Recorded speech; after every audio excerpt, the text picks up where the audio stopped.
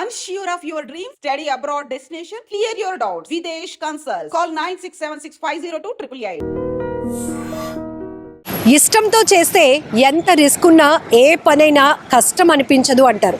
ఇది ఎప్పటికప్పుడు కొంతమందిలో ఒక ఇన్స్పిరేషన్, స్ఫూర్తి నింపడానికి చాలామంది వాడుతున్న మాట. కానీ ఇది 100కి 100% ప్రూవ్ చేస్తున్నారు చిన్నా గారి దంపతులు. విశాఖపట్నం నుండి ప్రయాగ్రాజ్లో జరుగుతున్న కుంభమేళకి 3350 కిలోమీటర్ల ప్రయాణం దాదాపు రాను పోను 10 రోజుల పాటు నిర్విరామంగా కొనసాగించారు వీళ్ళు.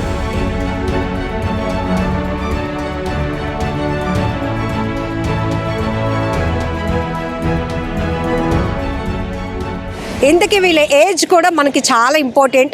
చిన్నగారు 55 ఏళ్ల వయసు, ఆమెకి 52 ఏళ్ల వయసు.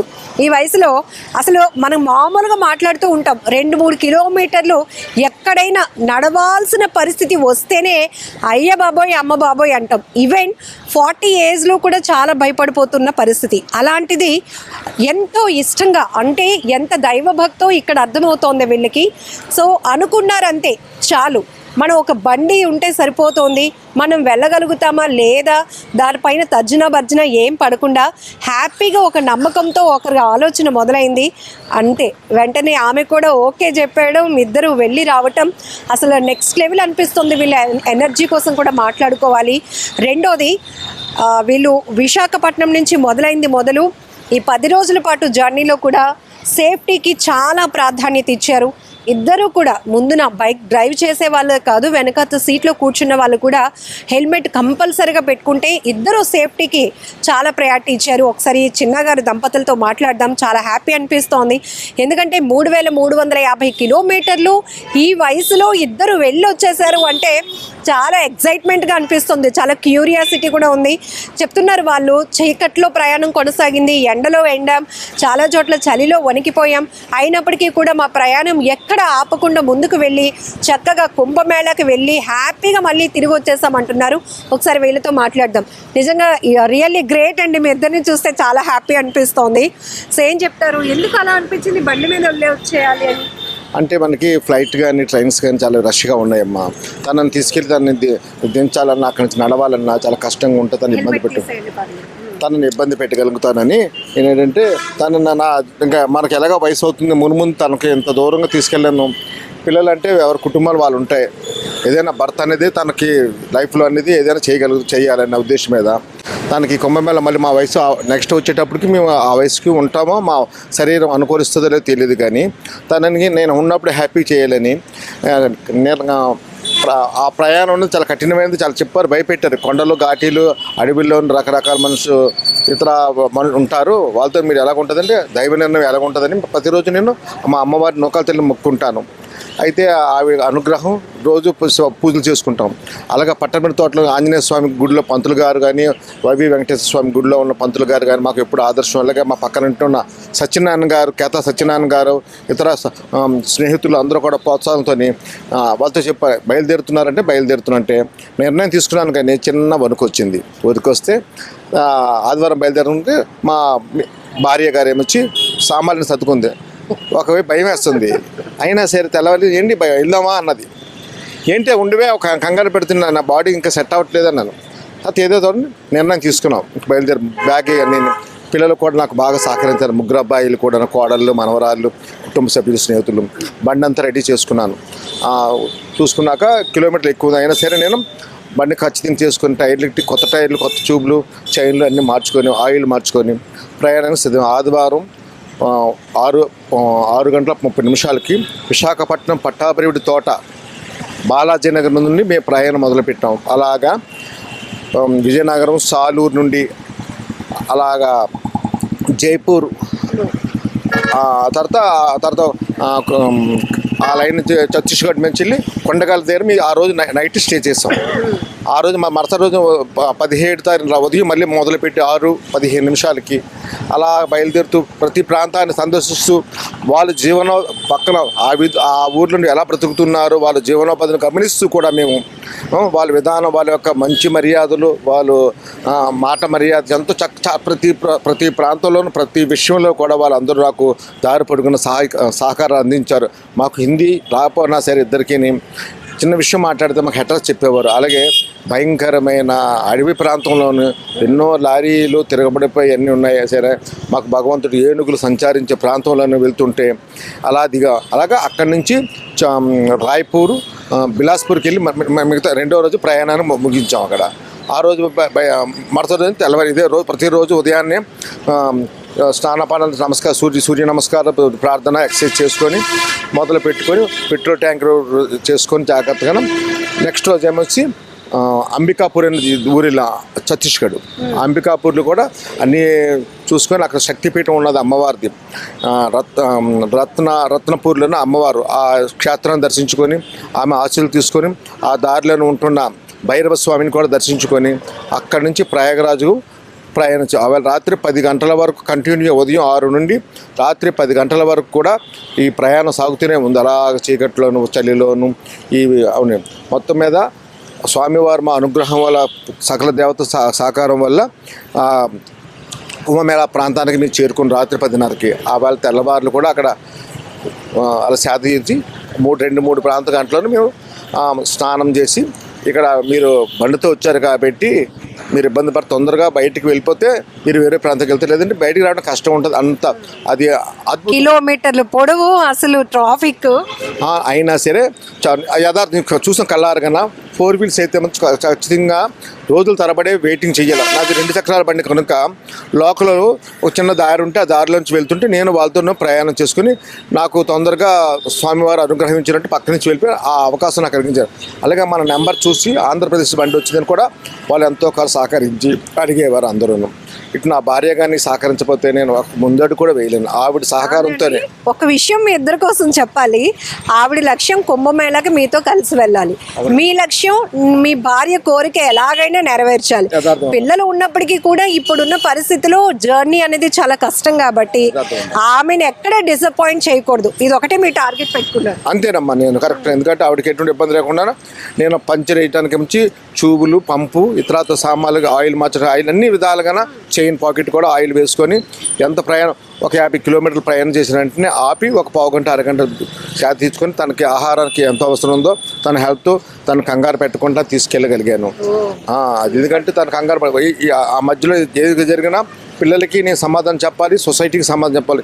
ఈ వయసులో మీకు అవసరం కూడా అంటారు కూడా. నేను అంత జాగ్రత్తగా దాన్ని కంటికి రెప్పలా తీసుకొచ్చి జాగ్రత్తగా ఇంటి గ్రూప్ ప్రవేశం అయ్యే వరకు జాగ్రత్త తీసుకొచ్చాను. ప్రయాగరాజు దర్శనం చేసిన తర్వాత అయోధ్య బయలుదేరామమ్మ. అయోధ్యలో కూడా మధ్యన చక్కని స్టాల్స్లోని మాకు ఎంతో మర్యాదకరం. వాళ్ళు ఏమించి సమోసా బొండ బఠానీ చాలా ఆ ప్రాంతంలో చాలా చక్కగా అందరూ స్వీట్ ప్రతిరోజు స్వీట్ తీసుకునే వాళ్ళం. నా భార్య కూడా జీడిపప్పు బాదం పప్పు కిస్మిస్ రకరకాల ఫ్రూట్స్ కూడా పెట్టి అనుకుంటూ అలా మాట్లాడుకో జీవితంలో. మిమ్మల్ని చూస్తే సినిమాలో హీరోయిన్ చూసినట్టు అనిపిస్తుంది.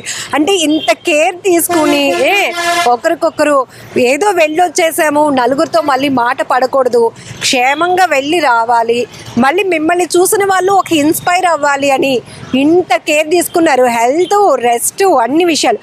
జనరల్గా అండి కొన్ని కిలోమీటర్లు ఎప్పుడైనా నాన్ స్టాప్గా ప్రయాణించాల్సి వచ్చినప్పుడు బ్యాక్ పెయిన్ రావటము లేకపోతే బాడీ స్ట్రెయిన్ అవ్వడము ఇవన్నీ కనిపిస్తాయి. బట్ అంతే ఫ్రెష్నెస్ మీలో కనపడుతుంది, గ్లో. ఒకటేంటంటే మేము వెళ్ళి కుంభమేళాకి వెళ్ళి రాగలిగాము, హెల్దీగా మా జర్నీ కంటిన్యూ అయింది. ఇది ఇద్దరిలో ఫుల్ కాన్ఫిడెన్స్ కనపడుతుంది. ఏం చెప్తారు అసలు? నిజమేనమ్మా, మీరు అన్నదానికి ఏదంటే నా భార్యకి చూపించాలి ఏదైనా సరే అని అన్ని క్షేత్రాలు. ఇన్ని మామూలుగా అయితే ఈ ట్రైన్లో ఫ్లైట్గా అవ్వదు. నా బండి అయితే ప్రతి ప్రాంతంలో తనకు రెస్ట్ వస్తుంది. రూమ్లో ప్రతిరోజు 5 గంటలకు ఆ ప్రాంతంలో అవకాశాన్ని పెట్టి 5-6 గంటలకు ఆఫీస్లోని అక్కడ సిటీలో రూమ్ తీసుకొని చక్కగా భోజనం చేసుకొని చక్కగా మాట్లాడే పిల్లలతో కుటుంబంతో స్నేహితులతో అందరితో బాగున్నారు. నా సహోద్యోగులు కూడా ఎప్పటికప్పుడు వాట్సాప్లో ఎలాగెళ్తున్నావు ఏం చేస్తున్నావు ఏదైనా అవసరం ఉంటే చెప్పండి నేను సలహాలు ఇచ్చేవారు. సత్యనారాయణ గారు కూడా ఇంటికాడ మా పిల్లల్ని చూసుకోవటం కానీ నాతో మాట్లాడటం కానీ మీరు వెళ్ళండి జాగ్రత్తగా చాలా ఎంకరేజ్ చేసి చాలా అద్భుతం. మా పంతులు గారు కానీ మా సత్యనారాయణ గారు కానీ వాళ్ళ కుటుంబ సభ్యులు కానీ మా అన్నదమ్ములు కానీ అందరూ నా పిల్లల 3 అబ్బాయిలు కూడా ఎప్పటికప్పుడు వాళ్ళు గూగుల్లో నేను చెప్పేవారు ప్లాన్ షార్ట్ కట్లో ఎటువైపు దారి అలా వెళ్ళండి నాన్నగారు అక్కడ ఇక్కడ సిటీ ఉంటుంది రూములు ఉంటాయని చక్కగా చెప్పారు. చాలా ఆనందం. ఇది మాత్రం నా జీవితంలో ఎంత తృప్తి అనిపించలేదు. ప్రయాణం చేసిన చాలా ఘాటీలమ్మా. అయితే మట్టుకు ఈ ప్రయాణం మట్టుకు మరొకరు ఎవరైనా 2 వీలర్ మీద చేయటానికి మాత్రం మరి సాహసించకూడదు. దీనికి కూడా మీరు థ్యాంక్స్ చెప్పాలి కదా. అయ్యో బాబు దీనికి నేను ఆ రోజు మాతో పాటు దీనికి కూడా స్నానం చేసి కృతజ్ఞత చెప్పుకున్నాం, నమస్కారం పెట్టుకున్నాం. దీనికి కృతజ్ఞత చెప్పుకున్నాం ఈరోజు. ఎందువల్లే చాలా బాగా ఇంటికి వచ్చినంత జాగ్రత్త, ఇప్పుడు కూడా ఎంతో జాగ్రత్త చూసుకుంటాం ఆ బళ్ళు అన్నీ. అయితే మా కుంభమేళ తర్వాత మేము ప్రయాగరాజ్ కూడా చూసాం. ఇది అయోధ్య స్వామివారి దర్శించుకున్నాం, కాశీ తర్వాత నుంచి పూరి జగన్నాథ స్వామివారి దర్శనం చేసుకొని చక్కగా ఇంటికి వచ్చి మా వీధిలో ఉన్న అందరు సకలు కూడా మాకు ఆహ్వానించి మమ్మల్ని ఈ యాత్రను సఫలం చేశారమ్మా.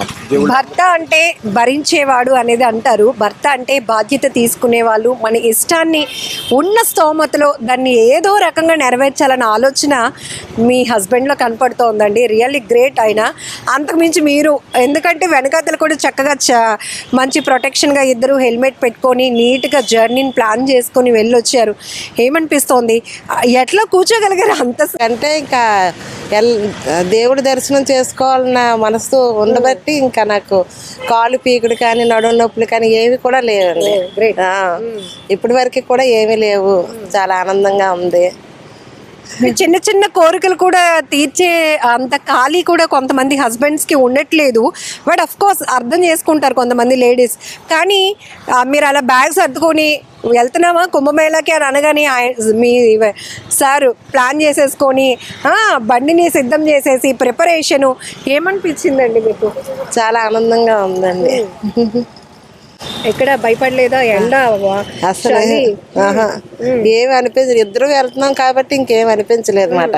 ఒకరికొకరు తోడున్నాం అనేసి ఆనందం. అంటే మా మ్యారేజ్ 1988లో అయింది. ఇప్పటికి 38 ఏళ్ళు ఎంత అవుతుందమ్మా మ్యారేజ్. మాది చాలా చిన్నతనంలో మ్యారేజ్ అయ్యింది. మేము చాలా అన్యోన్యంగా ఉంటాం. ఎప్పుడు కూడా ఒకరు కాదు, మనం బాగుంటేనే మనకు ఎదురోళ్ళు మనల్ని వాళ్ళు మనకి గౌరవిస్తారు. మన ఎటువంటి పొరపచ్చులు ఒకరితో చెప్పుకునే స్థితికి రాకుండా ఉండడానికి ప్రయత్నం చేస్తారు. వెళ్ళే దారిలో ఏనుగులు, ఎనుగుబంట్లు, కోతులు, మనుషులు ఒకసారి ఒకరి కోసం తప్పుకోమాట కానీ ఎలా ఉంటారో తెలియదు ఆ ప్రాంతంలో. అంత హ్యాపీ అమ్మ. ఎందుకంటే వెళ్తుంటే దారిలో అంటే ఎంతో చాలా ఆనందం ఇచ్చాం. కారులో వెళ్ళినా వాళ్ళకి ఆనందం ఉంటుందో తెలియదు కానీ 2 వీలర్ వెళ్ళామంటే మాకు చాలా కంఫర్ట్గా ఉందా. నాకు ఈ బండి మాత్రం చాలా మాకు చక్కటి దర్శనం కల్పించినందుకు కృతజ్ఞతలు కూడా చెప్పుకుంటాను. ధైర్యం ఎలా వచ్చింది సార్ మీకు? మీతో పాటు అంటే మీ భార్యని ఒక మనిషిని కూడా తీసుకెళ్తున్నాను, ఎక్కడైనా ఇబ్బంది పడతామో, లేకపోతే మీరన్నట్టు తెలియలేని ప్రాంతాలన్నీ చుట్టుముట్టూ వెళ్తున్నారు కాబట్టి ఎక్కడైనా ఇబ్బంది అయితే నేను ఎలా, మీది ఏదైనా ఫోర్సా లేకపోతే ఏంటి అసలు? నేను బాక్సున్నమ్మా, అటాక్ చేయగలను అంతే. నా వరకు నా భార్యని వీళ్ళని ఎంతవరకు చేయగలను, నేను హెల్ప్ చేస్తాను. ఏదన్నా సరే నాకు పర్లేదు. నేను కరాటే ఫైట్ వచ్చు, బాక్సింగ్ చేస్తాను కూడాను. నాకు కాన్ఫిడెన్స్ ఉంది, అటాక్ చేయమంటే చేయగలుగుతాను. అందువల్ల నాకు ధైర్యం ఉంది. అందువల్ల నేను ఏజ్ అనేది ఒక నెంబర్. నాకు ఆ మైండ్ లేదు. ఎవరితోనూ 20 ఏళ్ళ కుర్రోడితో సమానంగా పనిచేయడానికి నేను ఉపయోగపడతాను. నా వర్క్ ఇప్పుడు కూడా నా సహోద్యోగులు అదే అంటారు, నేను అదే అంటున్నారు, చిన్న నువ్వు డ్యూటీలో కూడా కరెక్ట్గా చేస్తావు, నీ సిస్టమ్ నువ్వు ఒక పద్ధతిగా చేస్తావు, ఆ సిస్టమ్గా ఉండబెట్టే నువ్వు అంత ప్రయాణం చేయవు. లేదంటే నువ్వు అంత ప్రయాణం 3350 కిలోమీటర్లు ప్రయాణం చేయాలంటే నీ డిసిప్లిన్, నీ క్రమశిక్షణ, నీ కుటుంబాన్ని ఈ విధంగా తీసుకొచ్చావంటే నీ క్రమశిక్షణ. మొదట నాకు ఏమీ లేకుండా నా భార్య నా అత్తమామలు ఇచ్చారు నాకు. అది గొప్ప గిఫ్ట్. ఈరోజు కూడా చెప్పుకోవాలి. 0 ప్యాంట్ కనుక పెద్ద కన్నం ఉండేది, ఆ ప్యాంట్లు అంతే. అటువంటిది నాకు ఏమీ లేకుండా పూరిగుడుసులు ఉంటే వీళ్ళు మంచి పొజిషన్లు ఉన్నా ఈ అమ్మాయిని వాళ్ళ నాన్నగారు నాకు ఇవ్వటం చాలా గొప్ప విషయం. ఇది చెప్పుకోవాలి. ఇప్పుడు కూడా మా మామయ్య గారు, అత్తయ్య గారు, మా తల్లిదండ్రులు కూడా నిజంగా వాళ్ళందరికీ, మా అన్నదమ్ములు గారు అందరికీ, మా అందరూ సకల దగ్గర వాళ్ళు అందరూ నన్ను గమనిస్తుంటారు, నన్ను ప్రోత్సహిస్తారు సత్యనారాయణ ప్రతి విషయంలో. ఏమండి అంటే మీరు చాలా ఇదిగా అంటారు. అలాగే నన్ను అందరూ చూసి అక్కడ మిలిటరీ ఎక్స్‌సర్విస్ మ్యాన్ అన్నారు. కాదని ఎక్స్‌సర్విస్ మ్యాన్ కాదు, మామూలుగా స్పోర్ట్స్ అన్నారు. కానీ వాళ్ళు చూసి నన్ను ఎంతో సర్వీసింగ్ కూడా నాకు ఉచితంగా చేశారు. బండికి సర్వీసింగ్, టిఫిన్లు ఫ్రీ పెడుతున్నారు. వద్దండి మీరు, నేను కార్యక్రమం వచ్చాను, నాకు ఫైనాన్స్గా నాకు ఇబ్బంది లేదు, నేను విశాఖపట్నం పోర్టులో పనిచేస్తున్నాను, నాకు దగ్గర ₹1,00,000 పైన జీతం వస్తుంది, నాకు ఏది ఆశించడానికి ఇష్టం. పిల్లలు కూడా హ్యాపీగా ఉన్నారు అందరూ. ఒక విషయం చెప్పండి, మీకు కరాటే ఇవన్నీ వచ్చు కాబట్టి ఫిజికల్ స్ట్రెంగ్త్ మీలో ఫుల్ కాన్ఫిడెన్స్ ఉంది. మెంటల్ స్ట్రెంగ్త్, మెంటల్గా కాన్ఫిడెన్స్ చాలా అవసరం. మనం ఏదైనా ఒక జర్నీ, లాంగ్ జర్నీ పెట్టుకున్నప్పుడు అక్కడికి వెళ్ళే వరకు, ఆ ప్లేస్లో కాల్ పెట్టేసే వరకు మనకు టెన్షనే. మా వైఫ్ కుంభమేళ అంటుంది, ఇంకా ఎంత దూరంలో మనం వెళ్తాం, ఈ టెన్షన్ మీలో రన్ అయిందా? లేదమ్మా, నాకు ఎందుకంటే నాకు మెకానిజం తెలుసు, బండి మెకానిజం. ఫైనాన్స్గా నాకు దగ్గర 3 లక్షలు క్యాష్ పట్టుకున్నాను. అంటే ఏదైనా ఒకళ్ళు బండి ట్రబుల్ ఇచ్చిన ఎక్స్క్లూజివ్ ఎంత అయింది సార్ ఈ జర్నీలో? పెట్రోల్కి 7,000 దగ్గరగా అయిందమ్మా, రూమ్ రెంట్లకి 12,000 రూపాయలు, భోజనాలకి 2,000 తక్కువే అవుతుంది. ఎందుకంటే చాలా లైట్గా తింటాను, ఎక్కువ తినేను, ఉన్నదాన్ని తినేను, లేదని ఒక సిస్టంగా తింటాను. ఆ విధంగా నా భార్య నా ఆహార అలవాటు కూడా చాలా జాగ్రత్త కేర్ తీసుకుంటుంది. ఇంతే తినాలి, ఇలాగ తినాలి, ఈ క్యాలరీలు చక్కగా. మాకు చిన్నతనంలో పెళ్ళి అయిపోయింది, బాగా చిన్నతనంలోను. ఆవిడ నాకు అన్ని చంటి బిడ్డలాగా చూసుకుంటుంది చక్కగా ఇప్పటికప్పుడు. సూపర్, ఇంకా అంతకు మించి ఇంకేం కావాలి అసలు. ఇంత మీ ఇద్దరిని చూస్తే చాలా మందికి చాలా స్ఫూర్తిగా అనిపిస్తూ ఉన్నారు. ఎందుకంటే ఎట్లా ఉండాలి, ఎవరికెవరు ఎలా సర్దుకోవాలి. భార్య అంటే ఏదో మనకి సేవ చేయడానికి వచ్చింది అని కాకుండా, ఇప్పుడు సార్ చెప్తున్నట్టు చిన్న వయసులో పెళ్ళయింది కాబట్టి ఆమెని చిన్నపిల్లలాగానే చూసుకోవాలి, తన అవసరాలు తీర్చాల్సిన బాధ్యత నాదే అని తీసుకోవడం, అలాగే ఆయన మీ హస్బెండ్కి సంబంధించిన కేరింగ్ అంతా మీరు చూసుకోవడం. సో ఈ రోజులో ఉన్న యూత్కి కూడా మీరు ఏం చెప్తారు? భార్యాభర్తలు అన్యోన్యంగా ఉండాలని అనుకుంటాను. ఎప్పుడు కూడా అందరూ బాగుండాలి మా అలాగే అని అనుకుంటాం అన్నమాట. దేవుని ప్రార్థిస్తాం, ఎక్కడికి వెళ్ళినా కూడా అలాగే పెట్టుకుంటాం అన్నమాట. అందరూ బాగుండాలి మా అలాగే. అందులో మనం ఒకరు ఉండాలి, ఒకరు రాస్తుండే తాగంటి పొడిసిపోతా. ముందే మేము ప్రచారానికి వెళ్ళి మామూలు సహజంగా వెళ్ళాం ప్రయాణం. ఆ తర్వాత మన ఈ సత్యనారాయణ గారు ఇటువంటి ఇలా చేస్తే బాగుంటుంది, 10 మందికి మీరు ఒక ఆదర్శం అవుతారు. ఏంటి మన విశాఖపట్నంలో పట్టణుడు గారిని బయలుదేరి ఒక వ్యక్తి ఎంతోమంది ప్రశంసిస్తారు అనగానే తర్వాత ఈ యొక్క విధానానికి వచ్చాను. 10 మందికి తెలియాలి, 10 మంది తెలియాలండి. ఒక విధంగా మాత్రం చాలా ఆనందం. అడవిలో ఏనుగులు చాలా ప్రాంతం ఎంతో చాలా ఆనందంగా ఉంది. కానీ వెళ్ళగలిగితే 2-6 వెళ్ళొచ్చు. బండి కండిషన్ ఉండాలి, మామూలు సాధారణ బండి మాత్రం వెళ్ళడానికి వీల్లేదు. ఎందుకంటే అంత ఘాటీలో దిగాలంటే శక్తివంతమైన బండ్లు ఉండాలి. ఇట్లా మీ జర్నీలో ఎవరైనా స్ట్రగుల్ అయిన వాళ్ళు, ఇట్లాంటి వాళ్ళు కూడా మీరు చూస్తూ వెళ్ళారా అండి? లేదా నేనే నా బండిని ఆపాను. మామూలుగా ఆయిల్ చైన్కి పెడతానని ఆపితే 2 దంపతులు వెళ్ళిపోతున్నారు పాపం. వెళ్ళిపోతే వాళ్ళకి వచ్చి చెప్పాలి. వాళ్ళు వెంటనే మీ వయసు ఉంటుంది, అమ్మాయికి ఒక 25-20 ఉంటుంది, మీ వయసు సేమ్ మీలాగా ఉంటారు ఆ అమ్మాయి. వాళ్ళు హస్బెండ్ ఇద్దరు హెల్మెట్ మాల పెట్టుకుని ఒక 100 మీటర్లు వెళ్ళిపోయామంటే తిప్పారు వెనక్కి వచ్చి. నా హెల్ప్ అయినా చేయమంటారా, ఏంటి ట్రబుల్ అన్నారు.